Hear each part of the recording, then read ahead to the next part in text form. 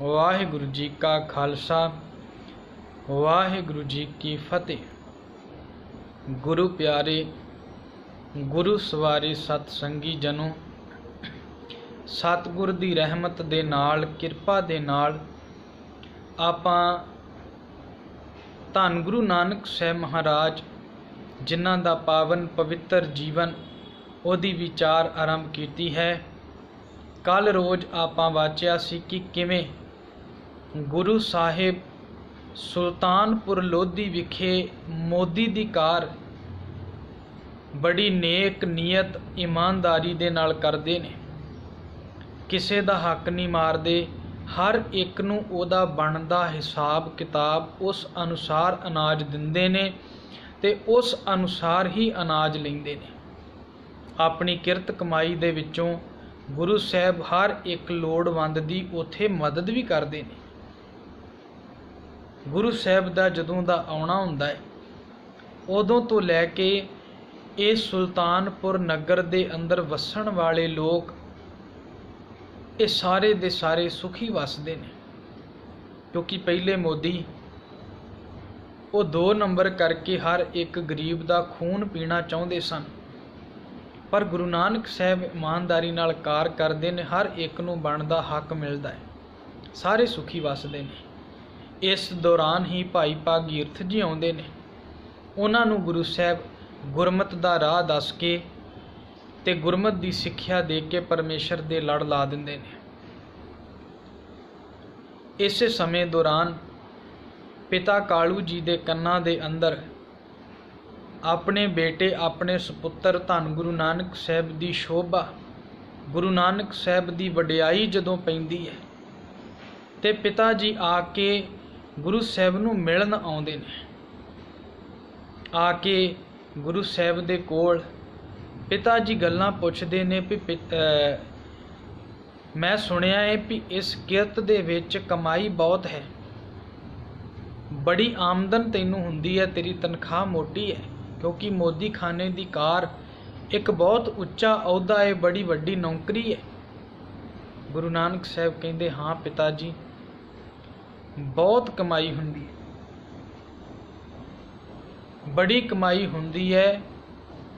ते गुरु नानक साहब नूं पिता कालू जी कहंदे ने भी हर एक माँ प्यो दी एक रीझ हुंदी है, एक आस हुंदी है भी एक समा आवेगा उन्हां दा बेटा उन्हां दा पुत्तर जदों वो कमाई करन लगेगा, ओदी कमाई विचों जिहड़ा प्रशादा छकांगे, ओदी कमाई विचों जिहड़ा कपड़ा पहनांगे, ओदी कमाई विचों जिहड़ी लोड़ पूरी करांगे, ओदा एक वखरा ही आनंद हुंदा है।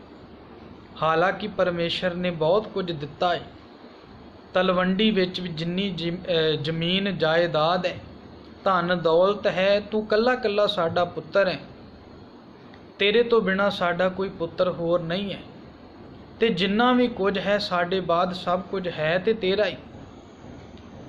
पर साडी भी दूसरे माँ बापां वांग एक आस सी, एक रीझ सी कि साडा पुत्तर एक दिन कमाई करेगा ते ओदी कीती कमाई दे विचों असीं 2 प्रशादे छक के जिहड़ा आनंद लैना चाहुंदे हां, ते जिहड़ी कमाई तेरे कोल हो रही है सानूं मैं ओदे विचों कुछ हिस्सा लैके जाना चाहुंदा, जिन्हों वेख के तेरी माँ भी बड़ा खुश होवेगी ते मेरी खुशी का तो कोई टिकाणा ही नहीं रहेगा। गुरु नानक साहब कहन लगे हाँ पिता जी इहदे विच कोई दो रावां नहीं, कमाई बहुत हुंदी है, बहुत आमदन है, बहुत वड्डी तनख्वाह मिलती है, पर तुहानूं देण लई मेरे कोल पैसे है ही नहीं। गुरु साहब कहन लगे क्यों? पिता जी कहंदे भी क्यों, जे इन्नी आमदन है तो तेरी कमाई दे पैसे जांदे कित्थे ने, कित्थे रख दिंदे ने? गुरु साहब कहंदे वो मैं संभाल दिते ने। पिता कालू जी कहन लगे कित्थे संभाले ने? भाईया जयराम नूं दिते ने? कहन लगे नहीं। बेबे नानकी नूं फड़ाए ने? कहन लगे नहीं। कि सुलखणी दे हत्थ विच सामण नूं रखे ने? कहन लगे नहीं। कित्थे रखे ने? संभालने बहुत वधिया गल है, पर वो जिहड़े संभाले ने वो मैनूं भी दस तूं भी वो पैसा संभालिया कित्थे है? गुरु साहब कहते वो पैसा मैं गरीबां दे कोल संभालिया है, लोड़वंद इंसान जिहड़े सन मैं उन्हां कोल संभालिया होया है। पिता कालू जी कहन लगे भी वेख ये कैसी मूर्खता तू कीती है, जे इन्नी कमाई सी ते ये कदी गरीबां कोल नहीं संभाली दी। गरीबां नूं दे दईए ते गरीबां कोलों मुड़दे नहीं हुंदे, जे संभालने सी ते किते ओहदे कोल संभाल दो जिथे वापस आ जाने। गुरु साहब कहन लगे असल विच जिहड़ा गरीब लोड़वंद इंसान हुंदा है पैसा उही वापस मोड़दा है, दूसरा ते मोड़दा ही कोई नहीं।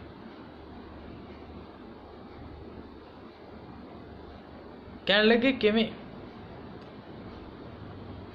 इनू ही कवि संतोख सिंह चूड़ामणी ने अपने किरत विच बड़ा सोहना बयान किया है। पिता कालू जी कहते ने बहु काल भयो सुल्तानपुरे। काल दा मतलब है समा, बहु दा मतलब बड़ा समा हो गया सुल्तानपुर दे विच। बहु काल भयो सुल्तानपुरे किरत मोदी ते कीती है किन्नी कमाई। मोदी दी किरत ते किन्नी को कमाई कर ली, इन्ना समा हो गया ते सानू भी दस, सानू भी कुछ दे। अगों गुरु साहब कहते ने सुन पंकज लोचन बैन भने।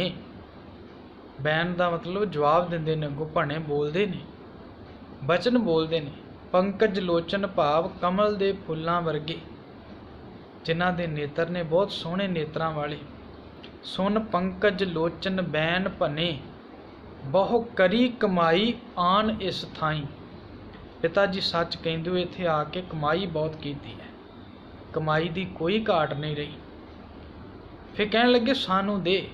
कहन लगे नह हाथ में आद करे थिरता। हथ विच आउंदी है पर टिकदी कोई नहीं।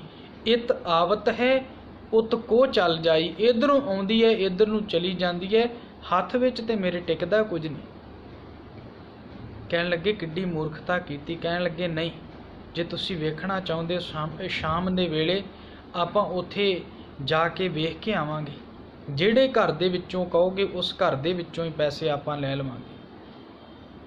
पिता कालू जी शाम नूं वो नाल उस इलाके दे अंदर जांदे ने जिहड़े इलाके विच लोड़वंद परिवार रहिंदे सन, जिन्हां दीयां लोड़ां गुरु साहब दे आउण नाल पूरीआं होण लग गईआं सन। जदों उन्हां लोकां नूं पता लगदा है कि धੰਨ गुरु नानक साहिब जिथे आप आ रहे ने उन्हां दे सत्कारयोग पिता जी नाल आए हुए ने, ते सारे लोग अपने घरां विचों अपने बच्चियां समेत बजुर्गां समेत सड़कां दे उत्ते उन्हां दा मान सत्कार करन लई उतर आउंदे ने। कोई उन्हां दे पैरां विच मत्था टेकदा है, कोई उन्हां दे हत्थ चुमदा है, कोई उन्हां दे अगे हत्थ जोड़दा है, ते इक्को गल कहिंदे ने सारे कि तू धन है पिता कालू जी, जिन्हां ने गुरु नानक साहब वर्गे पुत्तर नूं जन्म दिता है। जदों दा तेरा पुत्तर इस सुल्तानपुर दे विच आया है, उदों दा साडा कोई बच्चा कदी भुखा नहीं सुता। उदों ते साडे बच्चियां ने, साडियां इस्त्रियां ने, परिवार ने पाटे कपड़े नहीं पाए। जदों दा ये आया है साडे इलाके विच कोई बीमारी नाल नहीं मरिया। तेरा पुत्र कोई आम इंसान नहीं है, ये दरगाही नूर लैके आया है। ये इन्नी ईमानदारी नाल नौकरी करदा, साडे गरीबां दे घरां विच भी रोटी पकण लग गई है। उदों पिता कालू जी कवि संतोख सिंह चूड़ामण कहंदे ने पहली बार पिता जी ने गुरु नानक साहब नूं अपने गल दे नाल लाया। करीब 32-33 साल की उस वेले उम्र हो चुकी है, ते उस वेले पिता जी ने कहा सी मैनूं हुण समझ लगी है कि असल विच तू किहड़े वपार करदा है। मैनूं हुण पता लग्या भी तेरा राह किहड़ा है। मैं तैनूं एवें ही भुल्लिया भटकिया समझदा हुंदा सी, पर मैनूं पता लग गया भी जिहड़े राह तू तुरन आया है इस रस्ते ते कोई हारी सारी इंसान नहीं तुर सकदा। लोकां दी ते फितरत है, ये लोकां दा भी हक खा लैंदे ने, अपने भैणां दा, अपने भरावां दा। ते जे कोई किसे नूं कुछ दिंदा भी है ते वो दिंदा इस मनशा दे लई आ भी साडी वडियाई होवे, ਜੇ ਕੋਈ ਕਿਸੇ ਨੂੰ ਕੁਝ ਦਿੰਦਾ ਵੀ ਹੈ तो ਉਹ ਲੋੜਵੰਦ ਨੂੰ ਨਹੀਂ ਦਿੰਦਾ, ਆਪਣਿਆਂ ਦੇ ਵਿੱਚ ਹੀ ਦੇ दा के ਵਿਖਾਵਾ ਕਰ ਲੈਂਦਾ ਹੈ। ਅੱਜ ਸਾਨੂੰ ਵੀ ਇਹ ਲੋੜ ਸਮੇਂ ਦੀ ਇਹ ਹੈ ਵੀ ਜਿਹੜੇ ਗੁਰੂ ਨਾਨਕ ਸਾਹਿਬ ਨੇ ਪੂਰਨੇ ਪਾਏ ਨੇ, ਪੈਸਾ ਜੇ ਅਸੀਂ ਖਰਚਦੇ ਹਾਂ ਤੇ ਪੈਸਾ ਉੱਥੇ ਖਰਚੀਏ ਜਿਸ ਇਨਸਾਨ ਨੂੰ ਲੋੜ ਹੈ। ਸਾਡੇ ਵਿੱਚ ਵੀ ਬਹੁਤ ਸਿੱਖਾਂ ਦੇ ਪਰਿਵਾਰ ਐਸੇ ਨੇ ਜਿਨ੍ਹਾਂ ਪਰਿਵਾਰਾਂ ਦੇ ਵਿੱਚ ਇਸਤਰੀਆਂ ਦੇ ਇਸ਼ਨਾਨ ਕਰਨ ਦੇ ਲਈ ਬਾਥਰੂਮ ਤੱਕ ਨਹੀਂ ਹੈਗੇ। ਰਾਤ ਰਾਤ ਨੂੰ ਉੱਠ ਕੇ ਨਹਾਉਂਦੀਆਂ ਨੇ, ਇੱਕ ਛੱਤ ਥੱਲੇ ਪੂਰਾ ਪੂਰਾ ਪਰਿਵਾਰ ਰਹਿੰਦਾ ਹੈ। ਅਸੀਂ ਹੋਰ ਵਿਖਾਵੇ ਦੇ ਬੜੇ ਕੰਮ ਕਰਦੇ ਹਾਂ। ਕੋਸ਼ਿਸ਼ ਕਰੀਏ ਜਿਹੜਾ ਲੋੜਵੰਦ ਹੈ ਉਸ ਲੋੜਵੰਦ ਦੀ ਲੋੜ ਪੂਰੀ ਹੋ ਜਾਏ ਤੇ ਗੁਰੂ ਨਾਨਕ ਸਾਹਿਬ ਉਹ ਸਾਡੇ ਤੇ ਬੜੀ ਬੇਅੰਤ ਖੁਸ਼ੀਆਂ ਮਨਾਉਣਗੇ ਵੀ ਮੇਰੇ ਦੱਸੇ ਰਸਤੇ ਤੇ ਹੁਣ ਚੱਲਣਾ ਸ਼ੁਰੂ ਕੀਤਾ ਹੈ, ਹੁਣ ਚੱਲਣਾ ਤੁਸੀਂ ਸ਼ੁਰੂ ਕੀਤਾ ਹੈ। ਪਿਤਾ ਜੀ ਵਾਪਸ ਜਾਂਦੇ ਨੇ, ਉਵੇਂ ਮੋਦੀ ਦੀ ਕਾਰ ਚੱਲਣੀ ਸ਼ੁਰੂ ਹੋ ਜਾਂਦੀ ਹੈ। ਇਸ ਸਮੇਂ ਦੇ ਅੰਦਰ ਕਿਉਂਕਿ ਜਿਹੜਾ ਬਹੁਤਾ ਇਮਾਨਦਾਰ ਹੋਵੇ, ਨੇਕ ਨੀਅਤ ਨਾਲ ਕੰਮ ਕਰੇ, ਉਹਦੇ ਵੈਰੀ ਵੀ ਬਹੁਤੇ ਬਣ ਜਾਂਦੇ ਨੇ। ਬੜੇ ਲੋਕ ਐਸੇ ਸਨ ਜਿਨ੍ਹਾਂ ਨੇ ਸੁਲਤਾਨਪੁਰ ਦੇ ਨਵਾਬ ਦੇ ਕੋਲ ਉੱਥੇ ਸ਼ਿਕਾਇਤਾਂ ਕੀਤੀਆਂ ਵੀ ਜਦੋਂ ਦਾ ਇਹ ਆਇਆ ਏ ਨਗਰ ਦੇ ਲੋਕ ਵੀ ਰੋਟੀ ਸਾਰੇ ਰੱਜ ਕੇ ਖਾਂਦੇ ਨੇ, ਚੰਗਾ ਕੱਪੜਾ ਵੀ ਪਹਿਨਦੇ ਨੇ, ਦਵਾ ਦਾਰੂ ਦੇ ਲਈ ਵੀ ਪੈਸੇ ਇਹਨਾਂ ਕੋਲ ਹੋ ਜਾਂਦੇ ਨੇ, ਤੇ ਸਾਨੂੰ ਇਉਂ ਲੱਗਦਾ ਹੈ ਵੀ ਜਿਵੇਂ ਇਹ ਮੋਦੀ ਖਾਨੇ ਦੇ ਵਿੱਚੋਂ ਆਪਣੀ ਮਰਜ਼ੀ ਨਾਲ ਜਿਹਨੂੰ ਮਰਜ਼ੀ ਦੇਈ ਜਾਂਦਾ ਹੈ। ਇਹ ਮੋਦੀ ਖਾਨਾ ਉਜਾੜ ਦੇਗਾ, 4 ਟਕੇ ਆਪ ਕਮਾਈ ਜਾ ਰਿਹਾ, ਸਾਡੇ ਮੋਦੀ ਖਾਨੇ ਵਿੱਚ ਘਾਟਾ ਪਾ ਦੇਗਾ। ਤੇ ਜਿਹੜੇ ਹਾਕਮ ਲੋਕ ਹੁੰਦੇ ਨੇ ਬਹੁਤੀ ਵਾਰ ਕੰਨਾਂ ਦੇ ਕੱਚੇ ਹੁੰਦੇ ਨੇ। ਉਹਨੇ ਕੀ ਕੀਤਾ, ਗੁਰੂ ਨਾਨਕ ਸਾਹਿਬ ਨੂੰ ਬੁਲਾਇਆ।